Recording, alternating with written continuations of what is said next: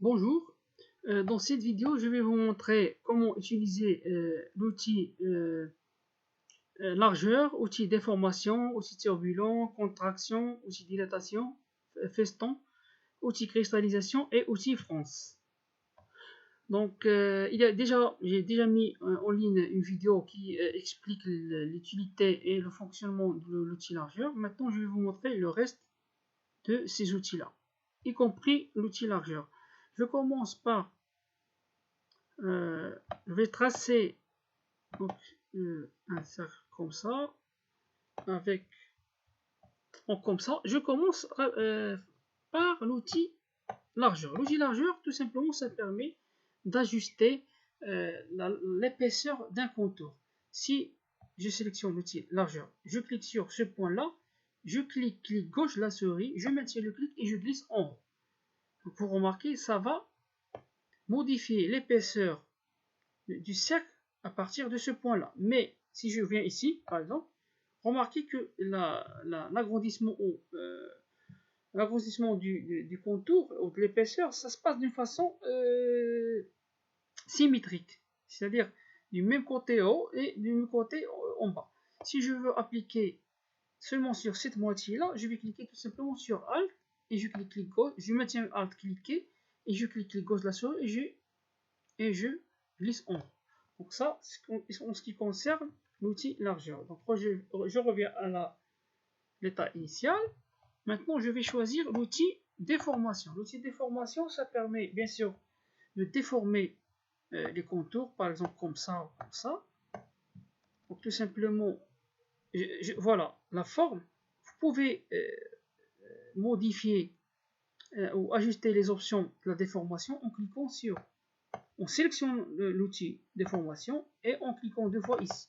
Ça vous donne la largeur, la hauteur, l'angle de l'outil de déformation. Donc je clique sur OK. Donc voilà l'outil de déformation. Si je clique comme ça, donc ça va déformer la forme en fonction de cet outil-là, sous forme de l'ovale. Donc voilà. Je clique sur CTRL Z. Donc c'est à vous d'ajuster la forme de l'outil qui déforme le cercle. Maintenant, je vais utiliser un autre outil, l'outil turbulent. L'outil turbulent, ça permet de créer des formes de turbulence ou de formes de vagues, de plages agitées. Donc, regardez, je clique gauche et je parcours. Ça va créer un aspect de turbulence. D'accord? Donc, voilà la forme finale. Bien sûr, je clique sur CTRL Z pour revenir. Vous pouvez de même préciser la largeur, la hauteur, l'angle de la déformation. Bien sûr, la vitesse de turbulence soit une lente ou bien rapide. Donc, je mets ici à 14 degrés. Détaillé, donc préciser le détail. Donc, je clique sur OK. Donc, voilà. Maintenant, parce que j'ai diminué la rapidité de la turbulence. D'accord? Je clique sur CTRL Z. Maintenant, je passe à l'outil contraction. Donc, de même, c'est doté de l'outil de cet outil-là qui permet d'appliquer la déformation. Donc, ici, j'ai choisi outil contraction. Je clique gauche et je parcours. Voilà, je clique gauche de la souris, je maintiens le clic et je parcours. Donc, voilà la forme choisie, obtenue. Pardon. Maintenant, bien sûr, je peux ajuster cela par cliquer deux fois sur l'outil. Maintenant, je vais choisir l'outil dilatation. Ça permet de dilater les contours ou la forme. Je peux par exemple, pour ce cercle-là, je vais choisir un couleur rouge. Maintenant, qu'est-ce que je vais faire? Je vais appliquer la dilatation par cette forme-là. Voilà, je peux modifier par exemple degré pour qu'il soit par exemple à 0 degré. Donc voilà l'outil à 0 degré. Je clique gauche, je maintiens le clic et je fais comme ça. Je maintiens le clic et je glisse en maintenant le clic sur le bouton gauche de la souris. Par exemple comme ça, comme ça. Donc voilà la forme obtenue. Ça permet de dilater la forme. Maintenant, je vais choisir feston. Ça va créer sous forme de... Donc voilà. N'importe quoi. Il vaut mieux de préciser les options ici.